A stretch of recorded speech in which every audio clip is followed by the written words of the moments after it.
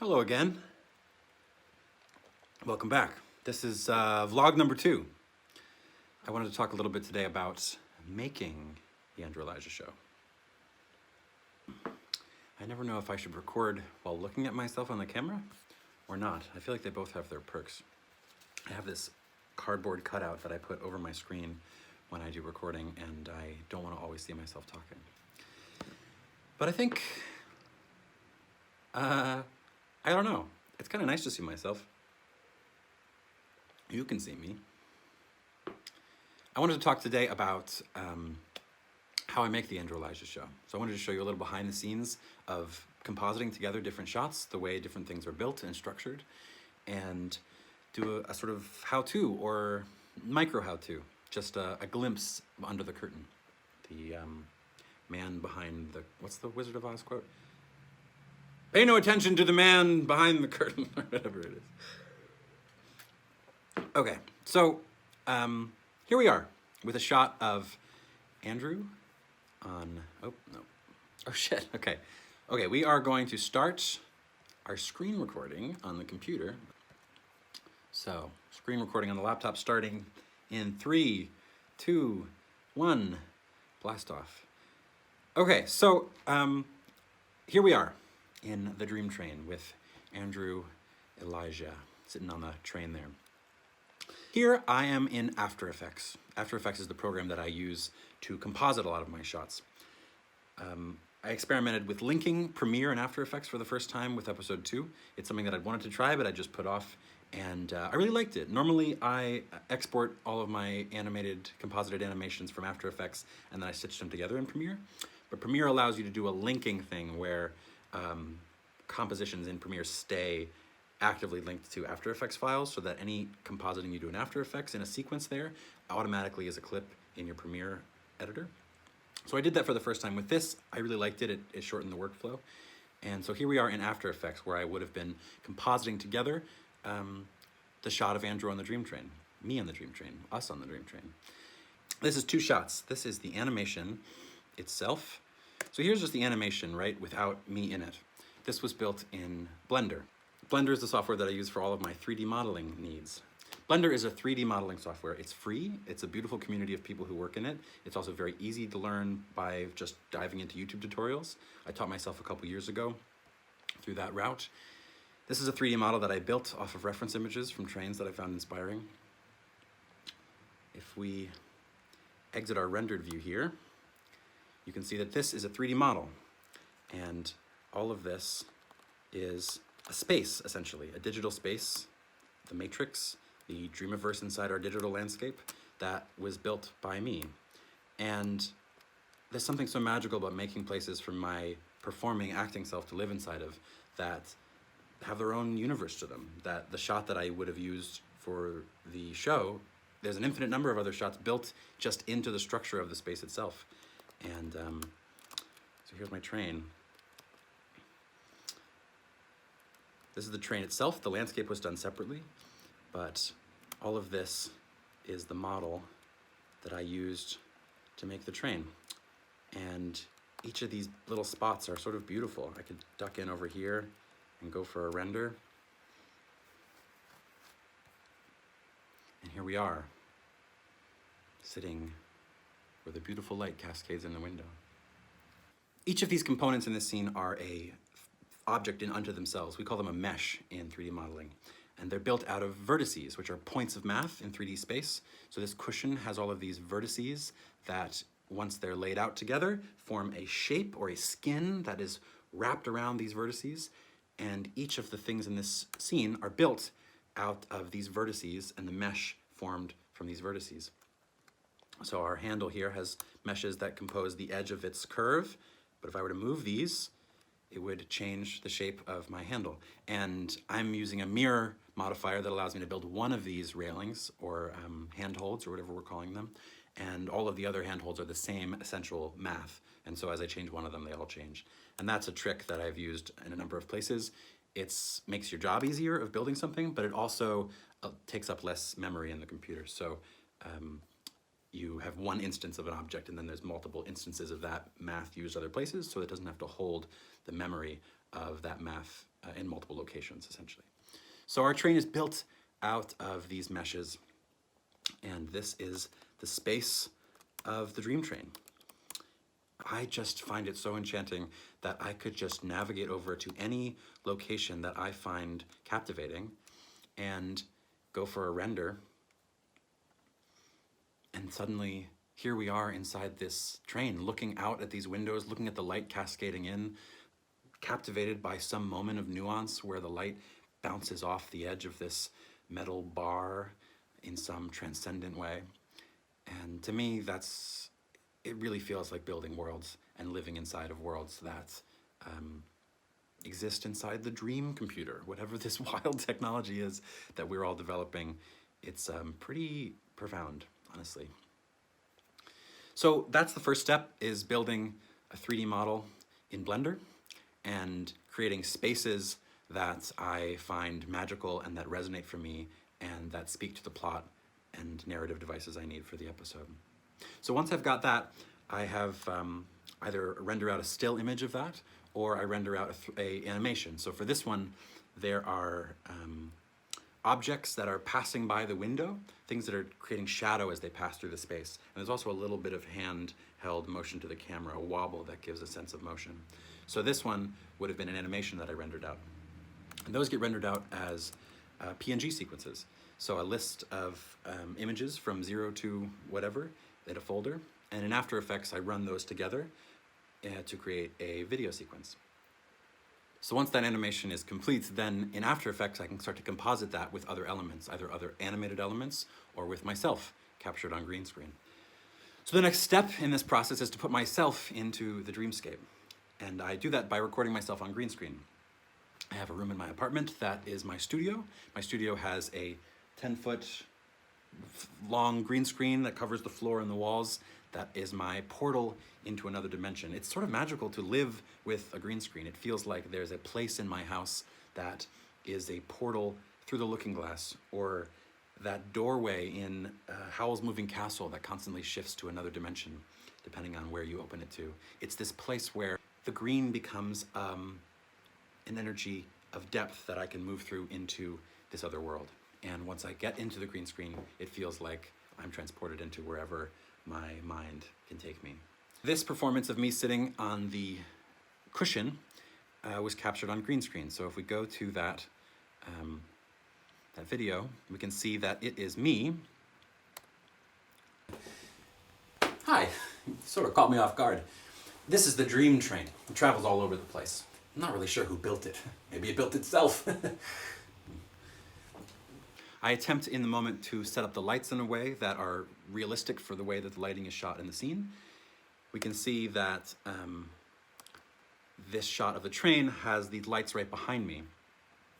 So there would have been a lot of light coming up on the back of my head. So in this shot, I intentionally put lights behind me so that I would get this sense of illumination coming from the back. It doesn't have to be perfect, because the imagination really fills in a lot of gaps when these things all come together, but it helps to push it in the right direction. So I set up the lights in the way that I feel looks realistic. I navigate my chair and my position of my body to look like it matches the position of the camera in Blender. And there's probably a more exacted way to do this, where I'm being really meticulous with my angle, but that's not really fun for me. So in the moment, I am just sort of experimenting and seeing if it looks right to me and if it feels right. And again, this stuff, our imagination fills in a lot of holes where they're not quite right, but it's good to get close. So here we are. I then mask out the chair, the stool. I really should get a box that's painted or something that really matches my green screen material so that I wouldn't have to do this step. And that's something that I'll probably be doing in future episodes. But you know, I'm learning and I'm using what I have around. So this chair then needs to be removed so that it doesn't show up. So I'm basically cut it out. It's like cutting out a piece of paper from a background when you're doing collage. It's a mask that cuts me out of that space. And then I use some green screening software. So After Effects has a effect called Keylights, which is one of my favorite green screen keying effects. Keylight does a pretty good job of removing everything that it needs to, for keying, as we call it. And I found, however, that the full final result of Keylight sometimes would get me a lot of grain inside of the image. This is something that I learned through trial and error in the first episode. And I found a solution online which really works for me, which is that you stay with the intermediate result of Keylight, and then you use the advanced spill suppressor effect to get rid of the green edges around. And that seems to have a better result than letting Keylight itself do the spill suppression, which is essentially the thread of green that would be ending up around the body. So we key out the background and we mask it, and that gives us Andrew sitting in the right spot. And here he is. I then am doing a lot of color correcting. So if we get rid of our Lumetric color, which I believe came from Premiere. It was the effects in Premiere that I was doing first, and they ended up in here, but After Effects also has Lumetric color. So if we remove our Lumetric color, then we can see that it was a little darker in the original take. The contrast was greater, the darks were darker, the lights were lighter. This space that I've made is much less contrasty, much less dark darks and white whites. That kind of neutral space of lots of gradients is a very dreamy quality to me. It feels like graphite drawing. So I prefer that aesthetic often. And so I bring it in for color correcting myself, the figure. And now I start to feel like I fit into that space better. I might have warmed it a little bit too, to just give it a little bit of push into the warmth of this space. And there we have it. I believe for this shot, because there was a little bit of camera wobble, I also did some camera tracking in After Effects to track the motion of the camera, and then to put that motion onto myself so that I matched myself sitting in the seat with the wobble. For the other shots in the train, they're mostly stills that I rendered out, and I did the wobble in After Effects. So then I could just parent Andrew to the background and do a wiggle wobble in After Effects itself to give that sense of motion on the train. So that's just one piece of putting together a shot in the Andrew Elijah show. And I'm learning more each time that I do it. This episode was a lot less of a headache than the first one in terms of my own skill that I'm learning. And it's really fun. It's fun to figure it out. It's a real gift to me to be able to use my imagination and my play and my acting alongside this kind of puzzle solving, how do I make it? How do I wrangle and ride the reins of this wild software that has been built for all of us to use? So that's a little taste of the way that process goes. So I start out by coming up with an episode, which is the process that I'm in now. I am writing episode 3. I've got all the plot points basically mapped out. I have the different beats, the different scenes that I'm excited to do. And those are flushed out as a kind of bullet point list of different things that I want to have happen, different ideas that I want to come in. These get pulled from reference folders of images and of ideas that I've written down over time. And I start to cull these together, mixed with new ideas, and I let it kind of stir around and start to develop the plot. Once that process is done, then I write out the script. Once that process is done, then I write out the script. I'm gonna get some more tea and then we'll continue. That then is recorded. So I read the script out to myself and turn it into audio files using the voice memos on my phone. And I then memorize those lines. So my process for memorization is to listen to the voice memo, listen to the audio file over and over again. I like that process for a lot of reasons. One is I'm very much an audio learner. I can learn visually as well, but audio, I can kind of dive it deep in there. And it means I can do other things too. So I'll listen to these lines as I'm driving somewhere, or as I'm taking a walk, or as I'm washing the dishes. And it can be a thing that's running sort of sidetracked to my main focus. And the lines, the words just start to seep themselves into my brain at a back layer level. And then eventually I start talking along with it the way I might sing along with a song. I start saying the lines along with myself as they become more familiar. And then I start saying the lines before they're said on the recordings to check myself, to know that I know them. And then eventually I just start saying the monologue, saying the lines to myself without the recording. And once that's usually happening as I start to work on the next phase of the show, which is animation and backgrounds and all of the world building that I need to do.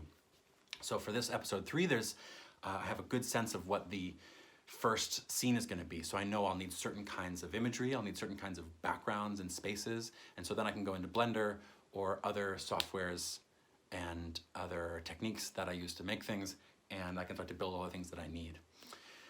Once I've got everything memorized and I've got all the backgrounds ready, then I start to film on green screen. So I start to come in here to the studio and I start to act out these characters on green screen. When I have dialogue with myself, the process that I have for that is that I play the recording of myself saying these lines, and then I respond to that recording. So I'll go into Premiere, and I'll lay out my recording, and I'll make 2 tracks, one for each of the characters, and then I can mute a track and play out that set of lines on green screen while I listen to the other responding lines, and then I'll do the reverse. That's how I do the console guys, the guys who are in this console computer space. The ship guys, I don't know what they are exactly. And so I play off of each other, and that allows me to have a real genuine reaction to myself and creates a real sense of realness in my response to my own lines. So once I've got my performances recorded, then I need to edit them down. Usually I perform these scenes, these lines, multiple times, dozens of times, 100 times maybe, and I pick the lines, the performances that I feel best capture what I'm trying to do and are most captivating. So there's a process there of editing down just the green screen footage of basically the whole show on green screen and getting all of the best takes and the moments of responses and the way that they work off of each other and the characters play off of each other well. Once that whole thing is edited on green screen, then I go in and I take out the backgrounds and I start compositing in all the animated stuff and stitching it all together, getting that glue to glue the structure of it together. Once all the structural stuff is done, then I start to polish. I start to add color adjustments and effects and different tweaks and moments of, it sort of feels like drumming to me. It feels like, oh, I'll bring this little bit in here and that in there, and then there'll be a visual effect here, and then we'll edit off here, and then there's a kind of rhythm to it that reads well or keeps the mind and the emotions engaged in a way that feels stimulating from multiple angles. And once that is starting to feel good, then I'll do a basic passive sound. So I'll be working on sound effects, I'll bring in music. I do a lot of my own music composition in Ableton, and I create sound effects and songs to give ambience and emotional energy to the show in Ableton. And then that gets woven into the background of the episode. That's when it really starts to come alive. That's when the heart of the show really shows up, when the soundscapes and when the wind howl or the footsteps or the crunching of something or the music that stimulates the emotional tone of the scene. When that stuff arrives, it starts to give a real sense of atmosphere and presence and realness to the space. Then once all that stuff is in there, there's generally a number of passes that I do over the thing to fill in any holes, to polish things, to trim off timing, and I find that the more times that I can go through and tweak things and come back at it again the next day or the next evening or an hour later, the more interesting choices that I make and the more it really starts to turn a corner, and the little cherries that I put into spots that really, for me, pull off each of the moments. So that is the essential process. Then usually I'm rendering out the video file, I'm watching it totally rendered, which sometimes means that I find a lot of errors or mistakes or moments where some of the glue is falling off, to use a kind of metaphor. And that's then another pass to go through and fix those things, adjust any sound things that now feel like they need adjusting, and then I head my way towards the end of the episode. Is it time? Shoot. I've been out on this trip visiting friends in other dimensions, and I thought I'd be back before we started episode 2. Oh well, guess we'll have to do it here. Welcome to the Andrew Elijah Show, episode 2. I'm Andrew Elijah Edwards. Unfortunately, you've caught me traveling across dimensions. Anyway, look what I got in the wet market out in that weird void space behind the Calico bread box dimension in Pup Supremes. I'll do another video at another point about a more complex dimension of making this episode, which is virtual props and virtual scenery and virtual costuming, for lack of a better word. The periscope that comes down in episode 2, that's a digital periscope. The virtual reality headset in episode 1.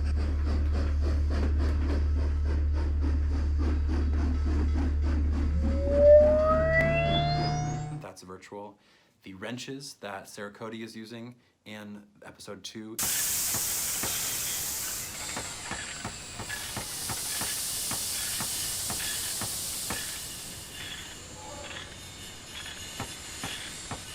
In the train sequence, the bodybuilders, those wrenches are digital. So Sarah held those wrenches are digital. Sarah held this T-square, and wrenched with the T-square. And then using markers on this T-square, I'm able to digitally go in and replace it with a large red wrench. So then I'm able to go in and replace it with the red wrench. And that's a video I'll do another time because I think it's really exciting and it's a cool process and the tool set involved is very interesting. So I'll show that at another point. The virtual reality headset has a base that's real, but the elaborate psychedelic dimension on the front of it is all done digitally. And these are trackers that allows me to track the motion of the headset to add it in digitally. So I'll talk about that another time. And I'd love to hear any questions people have about making things. That's a little bit of how-to energy, how I'm making things. What's so stimulating to me is that it brings so many different things together. It brings together imagining and writing. It brings together performance and voice and presence and nuance of speaking something into being.